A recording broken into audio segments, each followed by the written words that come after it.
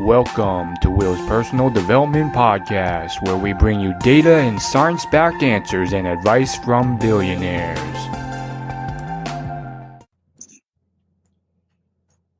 Hey everybody, this is Will Chow, and I am here with Nicole. He is one of the founders of Real Social Dynamics, and it's a very large dating company. I don't think they've revealed their numbers, but they are very large. I think up to 8 figures in revenue and quite successful. And they also have a lot of experience with online and internet marketing, which is sort of a new method of marketing compared to traditional era. So they really understand social media marketing and so forth. I brought him on as a guest because I think he is going to be so valuable with a lot of the audience that really have been asking me questions about how to earn more money. A lot of people have been writing into me with emails and so forth about how to earn more money, how to get started, and I think he's going to be a great guest. So Nick, it's great to have you here. Thanks so much for inviting me. Appreciate this opportunity. Awesome. So I guess the first question I have for you, just to start things off, is, a lot of people have this demand, this urge to earn more money, and they have a lot of questions about it. They have skepticism. They don't know who to trust, and they've tested a few things that maybe just didn't work. So, do you have any advice for someone who's just fresh out of college, just starting out and new to all of this? Sure. Well, I got into this business fresh out of college. In fact, I was in college when I first created my company. And the first thing that I would do if I were you, and I was just going to copy my footsteps was to find out what I was really passionate about and what are the questions around that passion that are yet needs to be solved. And so in my situation, I was trying to figure out what I was really interested in. At the time, I was interested in partying and meeting girls and dating. I was a single guy. And so I went out and found communities of people that were in that passion that could teach me. Now, for someone else who has a widget or some other passion, like they're interested in sports cars, you'd want to find out what it is that people are asking about that are yet problems be unresolved, or whether or not you have a community of people that you could go to now that are questions that you think are, unfilled needs, unfilled ideas, unfilled game plans. I did a lot of research in my niche, just for discussion boards and communities. You can now have Reddit. Back when I was doing this, I had MSN groups and Yahoo groups where people were talking about what problems people are having, yet unsolved problems. And if there's a pattern, then you get onto something. And once you have that idea of what it is, then you have to figure out how are you going to solve that problem, and then who is solving that problem, and how you could either solve that problem better or solve a problem that isn't being solved at all. Yeah, that's interesting. And how do you go about, you have that problem there. How do you go about solving that when, there hasn't been a solution yet, or, there has, but it's not a good solution? Sure. So in our situation, one of the problems that I felt was that people were not actually taking guys in their dating lives and helping them and changing their lives because they're just talking about it. Maybe they're sharing stories like buy girls chocolates, buy girls flowers. You didn't know what worked, so people would just try it and it would fail for them. You'd wonder why. And so one of the things that we want to do is add credibility to that industry by sending out guys to go with you and covertly coach you while you're interacting in real world situations, whether it's at a bar, a club, a university, or even them on their date, texting them and giving them advice about their body language, what they're saying, what they're doing, and then doing demonstrations covertly. And we did it by in-field and also by video. And that's how we kind of solved that problem. Now, I've seen other people who solved challenges in unique ways. For example, I know that one of my old mentors, Corey Rudel, and he was really into Ferraris, and he noticed that a lot of people were stealing that Ferrari logo, the horse, and ripping them off cars and turned them into necklaces. And so he solved that problem by contacting Ferrari headquarters, and they weren't selling these items individually and saying, hey, there's this problem. I know you guys don't want to be in the business of selling these items individually, but I will bulk buy a bunch of them from you and start selling them.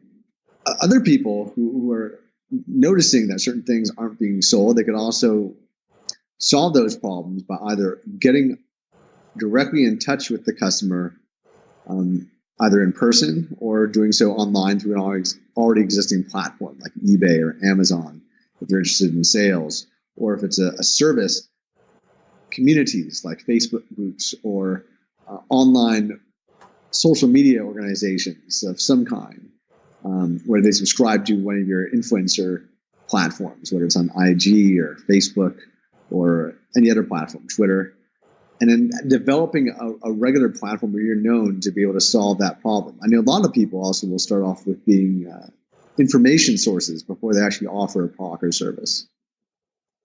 Yeah, that's very interesting.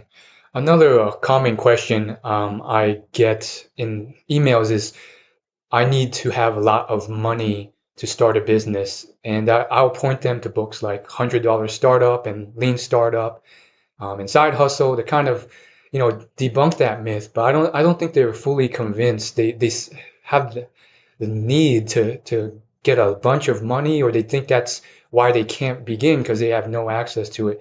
Can you talk to them about this? Sure. I think it depends on what kind of business you're in. I mean, if you're in the business of buying and selling houses, yeah, you'll need money to start. If you're in the business of education, like I am, selling information products and services, all I need is a physical person to speak in front of, and there's really no cost or goods. I think you just have to look at how you can leverage things, though, for those things that are difficult. Um, because I mean, for high capital intensive technology or businesses, can you get insurance? Can you get volunteers? Can you get other people's money involved? Um, is there a way to do it with friends and family, which is great, or on your own with a credit card, and you don't have to give away power? One of the most interesting things for me is how people are using the blockchain and raising money through tokenization, selling security to raise money. I personally didn't have any of that available when I created my company. I just reached out to a customer and told them, hey, the product and service doesn't exist. Give me a third down, and I'll give you the product and service, but I need the money to create it. And that's how we created our company initially. So you don't have to give away equity or do anything that crazy, especially if you have people that trust you. You have a contract and they believe that contract will be met. Yeah, that's very interesting. Kind of like a Kickstarter model. Um, so That's another way of doing it. Yeah, yeah, I have a lot of my friends and family that have done it through Indiegogo and also Kickstarter. yeah, interesting. Um, so I was looking at one of your interviews, and you said something that really stuck that I think it's worth sharing. You said that, not you think everyone should be entrepreneurial, but not everyone should be an entrepreneur. And I really like that quote. I think a lot of people following me, um, they're not necessarily entrepreneurs in the sense of that's their natural strength. They're maybe more employee minded as individuals. So I really want to hear your opinion on how like how you can be more self-aware to like kind of tell, and if that's the case, how can an employee earn more money? Yeah, I define being entrepreneurial as that self-starter, creative, hustler, hardcore kind of work ethic kind of person. Where entrepreneurs are more the people who created a business or the founders of a business from the beginning, and they take on a lot of risk. Then the business may or may not work, and a lot of people like the idea of being entrepreneurs because there's a lot of glamour behind Yeah. those companies that have been massively successful. That 1% of 1% of companies that do it. Yet it also comes with a lot of headaches and other things you have to deal with. So there's definitely pros and cons to both. I like how people who want to add value to a community can always be entrepreneurial. So when I think about entrepreneurship and entrepreneurialism, it reminds me of how an organism is structured, where you have atoms and cells, and They all work together to create an overall organism, and everyone has to kind of like self-govern. It's their own part. I mean, they're built in a certain way. They interact with each other and they help the organism to survive. But they kind of all self-govern themselves, as opposed to like one cell ordering another cell to do a certain thing. I mean, they kind of just do that naturally.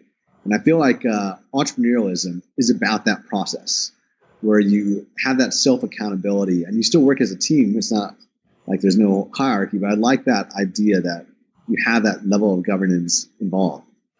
And when you're the business owner, the entrepreneur, your goal is to be the entrepreneur. The entrepreneur is to create a system that facilitates the entrepreneurial, kind of freedom, the entrepreneurialism.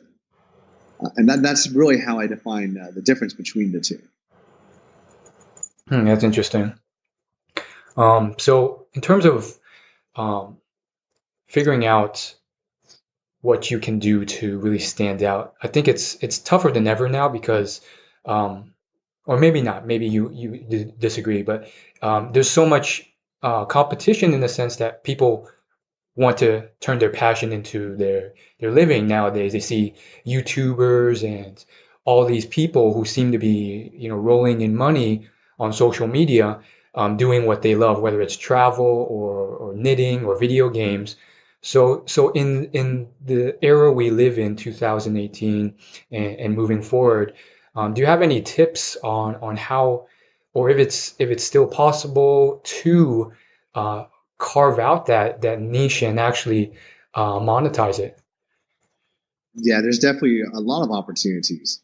And in regards to the saturation of being an influencer, although it's saturated, I think it's because everyone's realizing you have to be an influencer at some level. You don't have to have it as your primary occupation to make money. However, everyone has to have a personal brand, whether it's in a business or whether it's the face of a business's brand. You have to have a personal brand for yourself. That's why LinkedIn is something that everyone in the world uses to put their business background up there. I think that one of the things that people are concerned about is, whether or not there's competition, but it's never not been that. You've always had competitions. The question is that niche that you really want to break into, is that saturated or not? So you have to do an analysis. In business school, they call it SWOT analysis, where you look at the strength of the chance that your product and market will succeed, the weaknesses that you have compared to competitors, the opportunities that are not being met, and the threats to your business that could kind of take your business down. Look at that from a strategic level to decide whether or not this is something that is part of a feasibility study that you could do before you do it. It doesn't have to be a long, drawn-out business plan either. It's something you just map out on a piece of paper or have in your head. But whenever I'm thinking about a new business line or a strategic move, I have to actually put my filter of the world in business through that formula. Yeah, the SWOT analysis. That's a interesting way of looking at it. So now I want to kind of jump into social media marketing and online marketing and email marketing. So some people listening may already have a sense, intermediate level of understanding of these. And nowadays there's so many courses from influencers about it. You've managed to effectively use these platforms to succeed. Others are trying, and some succeed, some just get like 0 views each video or post they put out. So, do you have any like advice for really standing out and getting going? Sure. Well, the biggest way that you're going to get regularity to your social media, for example, if you look at our channels like RSD Tyler on YouTube, or even his Instagram, there's constant regularity and engagement, and it's due to a few things. One is there's super high quality content, and it's demonstrated and explained in very interesting ways. The second thing is the way he delivers the content is very, very high as well. High quality cinema cameras, great teams. Another thing about it is that it's always fresh and new. It's not the same thing every time. So people are expecting that. And there's a way for people to get notifications about whether we have new content. The thing about it, though, is that you have to get engagement going on with your clients, knowing who you're targeting, and then giving them what they want. If you don't have an already existing community, that's hard. I mean, it's very, very hard to get that kind of traffic or traction. It takes a lot of time. I mean, this is something that for Tyler's situation took 16 years. But if you look at the engagement to subscriber ratio that we have, it's very, very high. And that would be the same for each of our influencers, each of our RSD instructors. Yeah, that's so. So what if someone like they don't have $5,000 video cameras? I would assume like you would say like just you can still make really good content, without that equipment. You just got to work harder and hustle more. Is that? Well, yeah, we have very expensive cameras, but at the same time, we started off with $100, $200 cameras, and even today, your iPhone is even better than that. You just need to make sure you're avoiding wind, and you can buy a Statica tripod for $20, $30 nowadays. So, I mean, you have a lot of great resources. I think that in about a year, you're going to have red cameras that are attached to your phone that you can attach, or even part of a red camera branded phone that will be available to shoot in the same caliber of what something would have costed 5 to 10 years ago, $20,000, $30,000. So, yeah, technology isn't really need to be that expensive.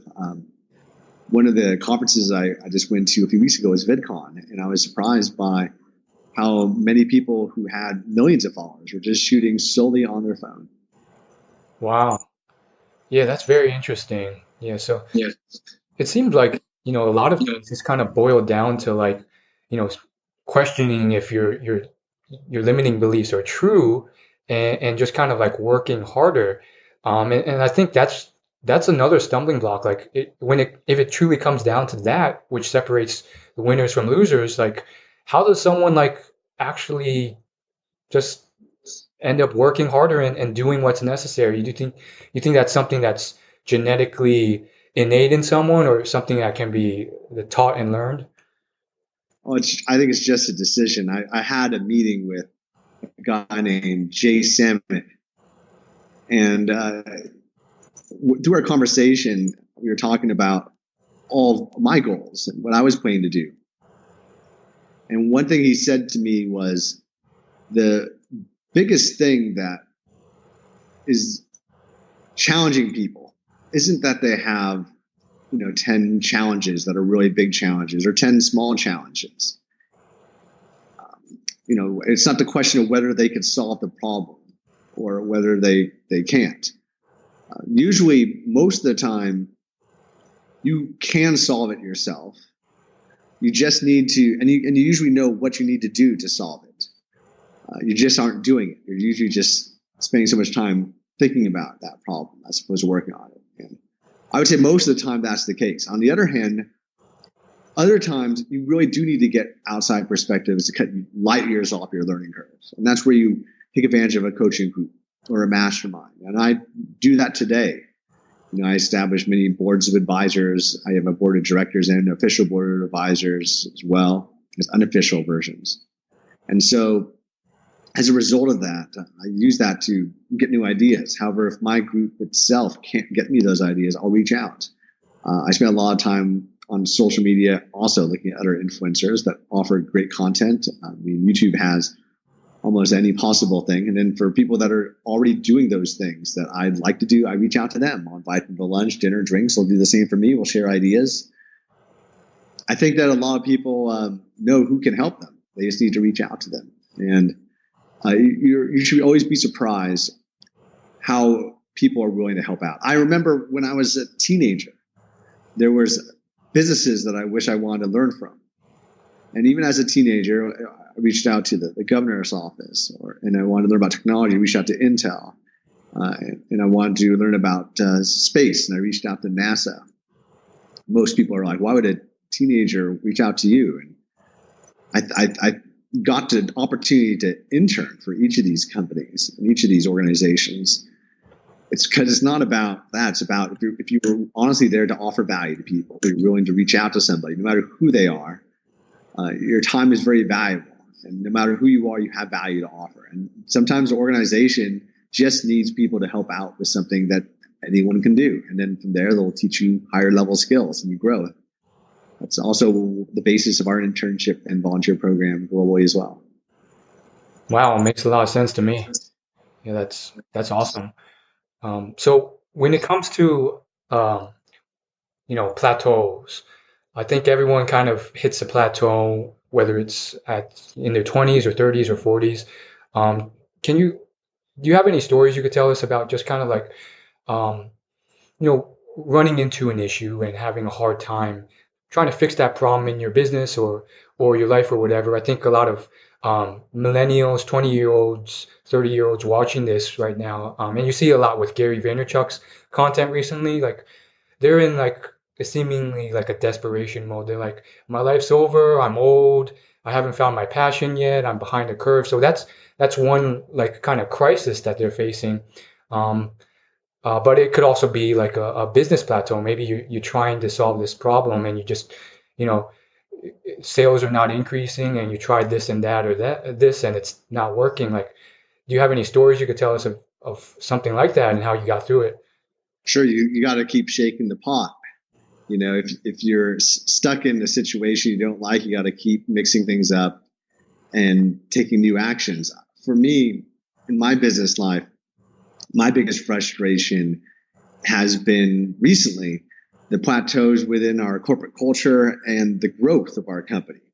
It's been overall steady at 20% year to year, yet in order to keep growing at that rate, you have to keep innovating. And so we'll throw out new ideas, and some people want things to be done in different ways. And those challenges that you have is when your team isn't aligned with the same ideas in terms of policy and what have you. You have to figure out something that works for everyone until it does, especially as your company and team grows. That's been one of the biggest challenges I have right now because I'm on a board of directors. I'm not 100% in control of every operation or tactic. There's a lot of people in my company, and I'm the CEO. So I'm involved with the strategy, but I'm not able to have the time to manage everything. Can't micromanage everything either. It's impossible.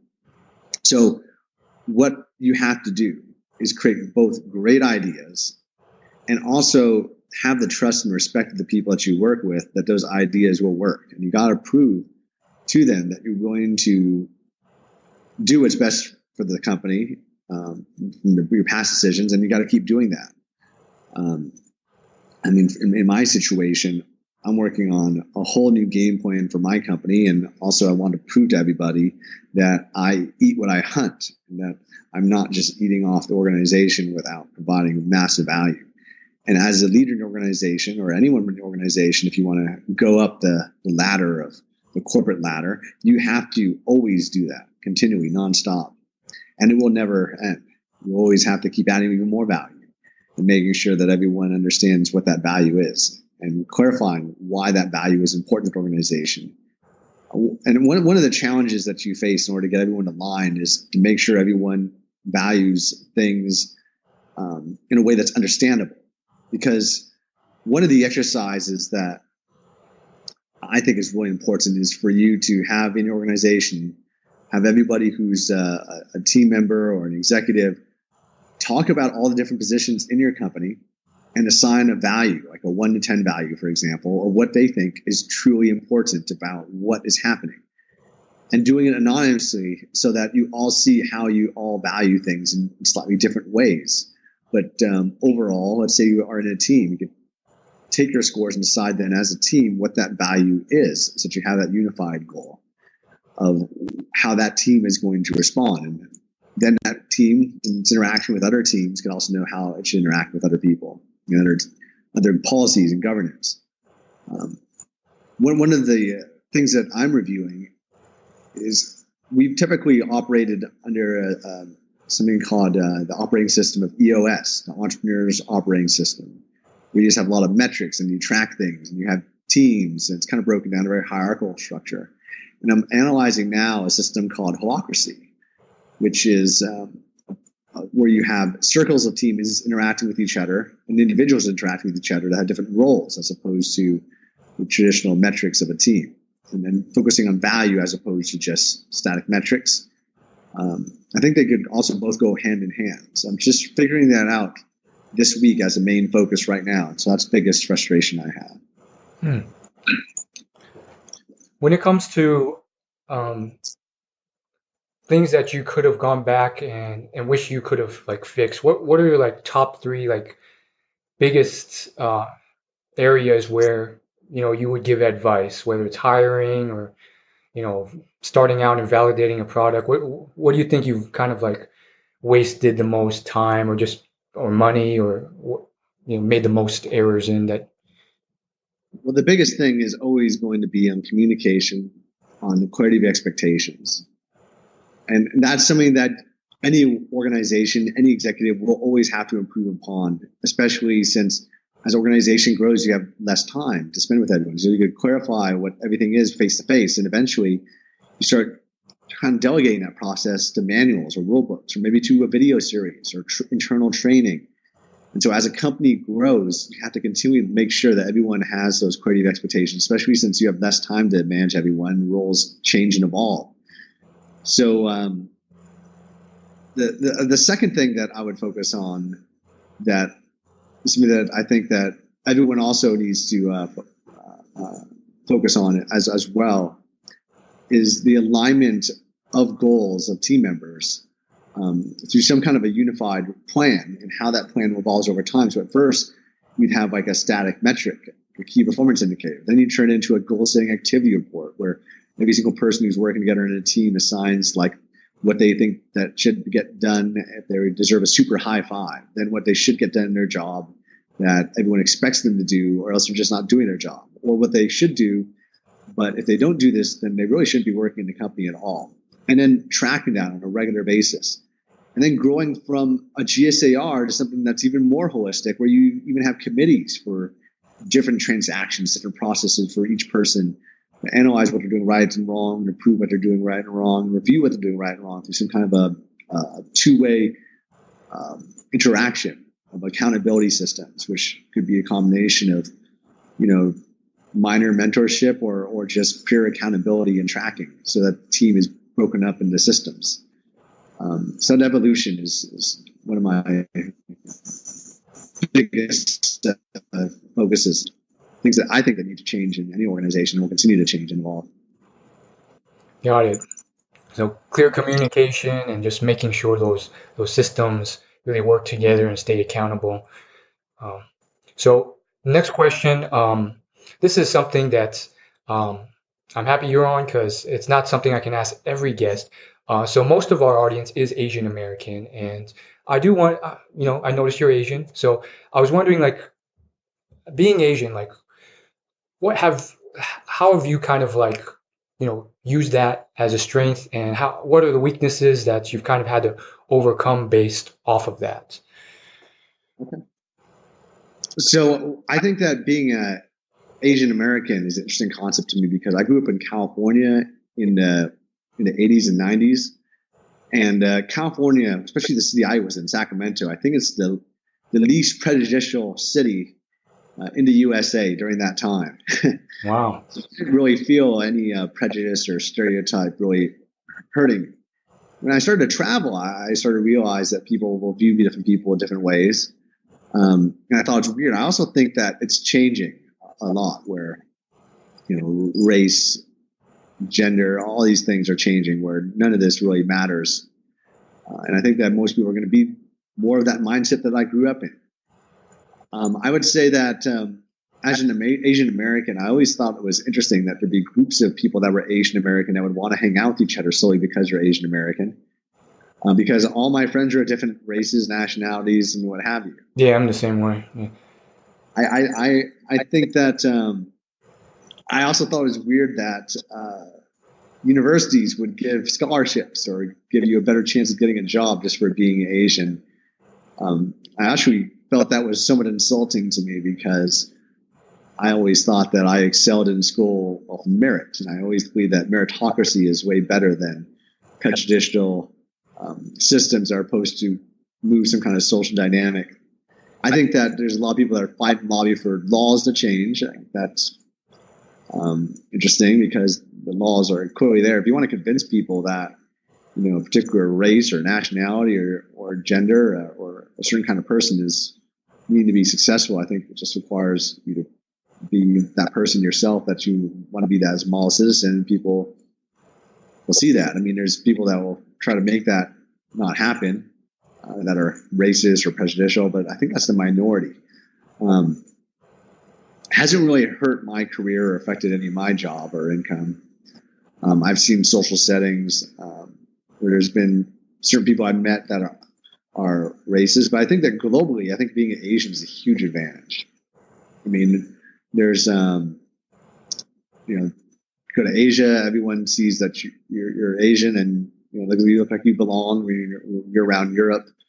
You don't really have a stigma, and same thing for North America and most of the Western world. I think other nationalities and races, they have issues, but for the mainstream has also changed a lot. I mean, you look at from when I was a kid, one thing I thought that did affect me was that I always thought it was weird that there was no Asians on TV unless there was a ninja. Nowadays, they're in every possible role. So, so I think that the concept of being an Asian American has definitely changed. I mean, I just got invited today to go to an Asian American political fundraiser. And I think it's cool because there's a lot of people that help people just because you're Asian American, and I have no problem taking advantage of those systems. Yet I also think that it's totally unnecessary. I don't really think that Asian Americans as a nationality or Asians in general really have to worry about being stigmatized at all. I think the stigma is already kind of slightly skewed a little too far in our favor for people automatically assume you're either trustworthy, rich, smart, and all sorts of things. And I think it's because there's so many Asians that are. It's really just unnecessary. Yeah, I really like your perspective because it's fresh. There's still a decent amount of Asian Americans who kind of focus on the negative um, about Hollywood or portrayal or those small things, but like your perspective is really kind of fresh, where it's changing, where there's so many opportunities, where all the good qualities, all the good traits that come with that stereotype, and how it's something that can be leveraged, especially with China being like pretty much coming the second superpower nowadays. Yeah, they're pretty close to being exactly the same, if not more or less, than where the USA is. So um, I think that one of the interesting things I see is, and I just saw Mission Impossible, the new movie last night, and one of the main guys was this mastermind in the criminal world. That was an Asian guy that was like able to beat up pretty much everyone else, on a one-to-one scale. And you also usually see nowadays, most of the rich businessmen are Asian. I think Hollywood's really changing towards showing that side of things, but at the same time, it's also because more and more that's becoming reality. But I mean, Asians do populate a lot of the world. I mean, you go to China and all the business that Asian businessmen do all over the world. Yeah, yeah, that's awesome. I'm probably gonna watch Mission Impossible Fallout tomorrow too. So um, excited to see that as well.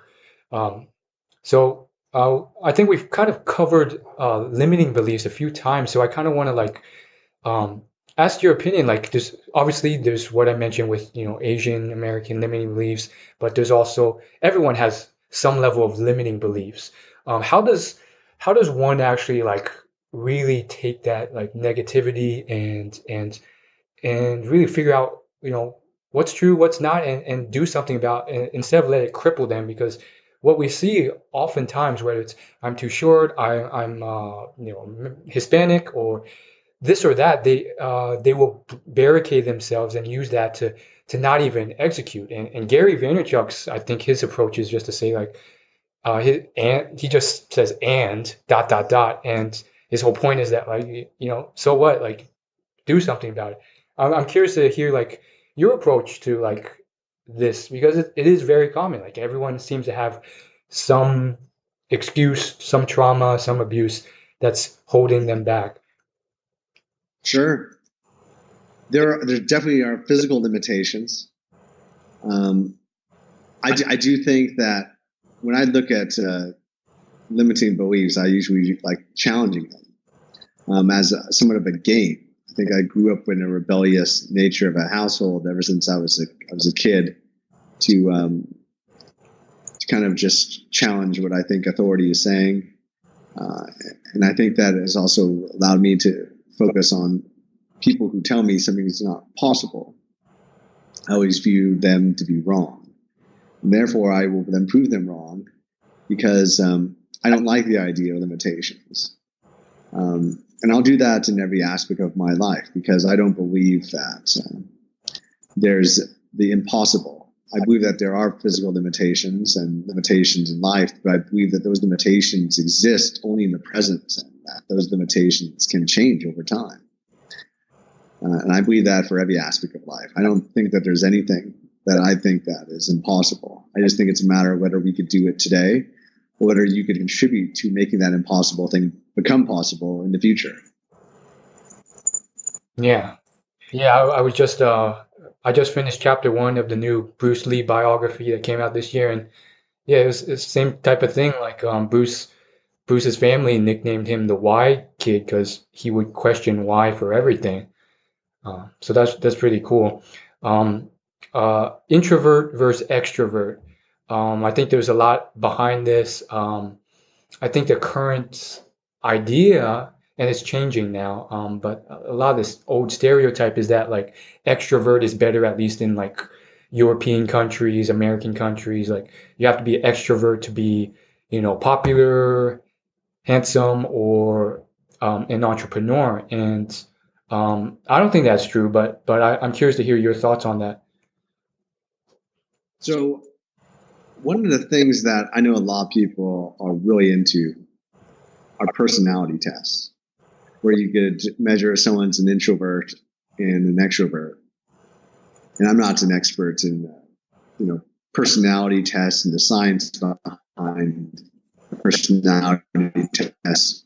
However, from my personal experience, I found that people will rotate back and forth between being an introvert or an extrovert, depending on the situation or how comfortable they are. I think that in my world, I'm very comfortable in certain situations to be more extroverted because I'm just more comfortable as an individual at that time. So I think it's really about how you control your state and how talkative you're supposed to be in that particular situation or how you think you should be in that situation. Now, everyone's going to have their preferences about what they want. But I also think that changes also. Sometimes I want to be introverted and just play video games and chill.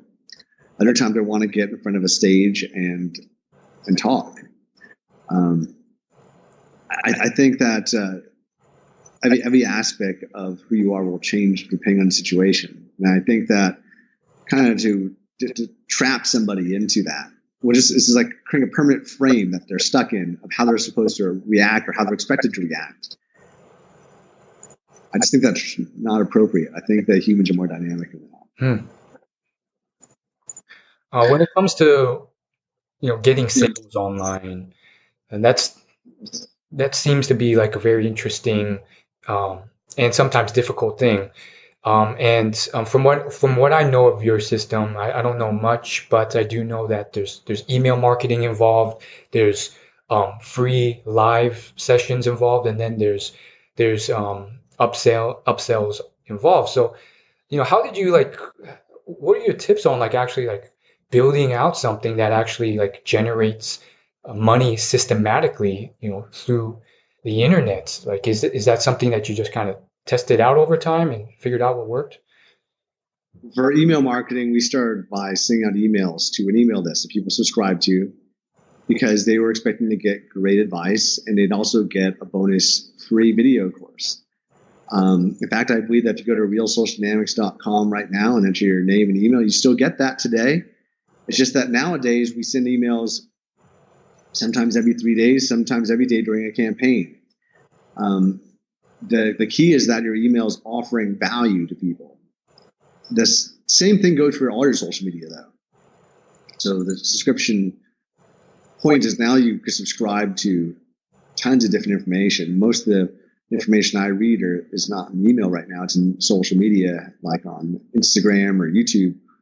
Other people prefer email. Other people prefer text messages or a phone app. So the key is to not just target one kind of medium, but all of them, about how you're going to do it and have a campaign for each of them. For Instagram now, you can even have videos, kind of like on YouTube. For YouTube, you can do quick snippets and also have live streaming like you have on Twitch.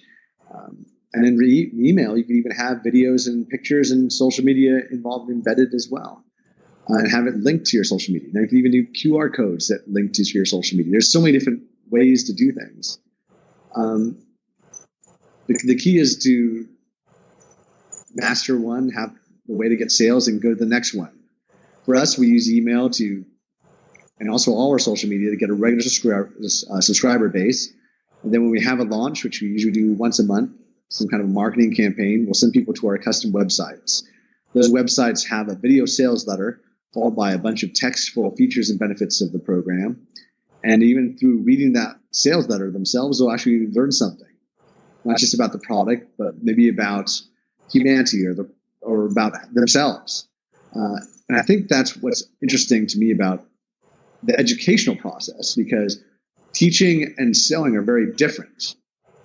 But if you're educating people to develop a certain mindset so they'd be interested in the sale, showing them why they might need your product, teaching them that is part of the sales process. A lot of people don't even realize they need your product and service until they really study it.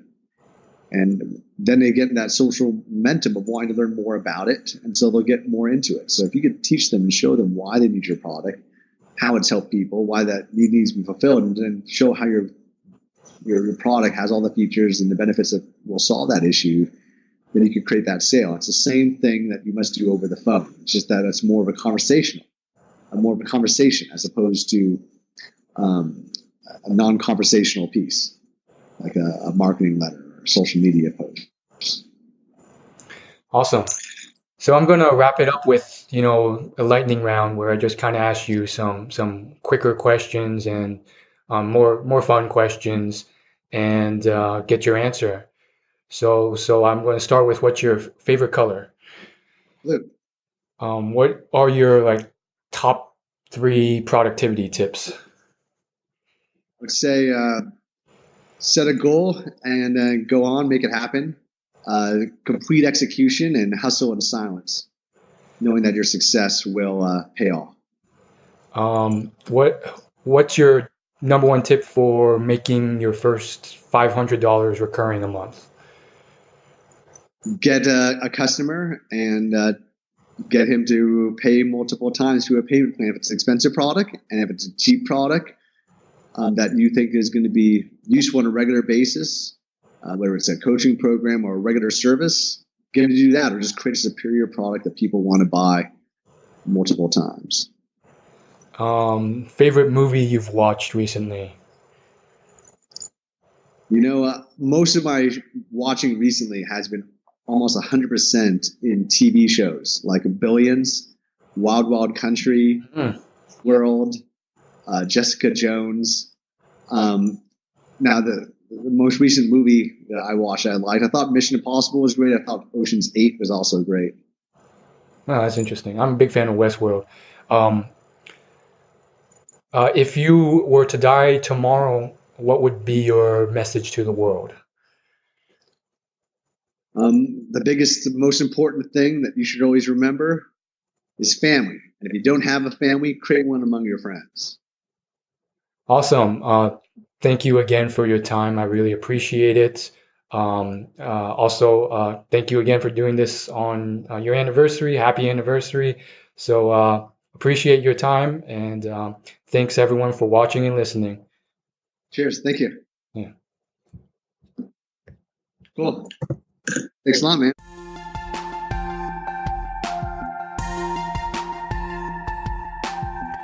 Thank you for listening to Will's Personal Development Podcast. You can find more at willyoulaugh.com.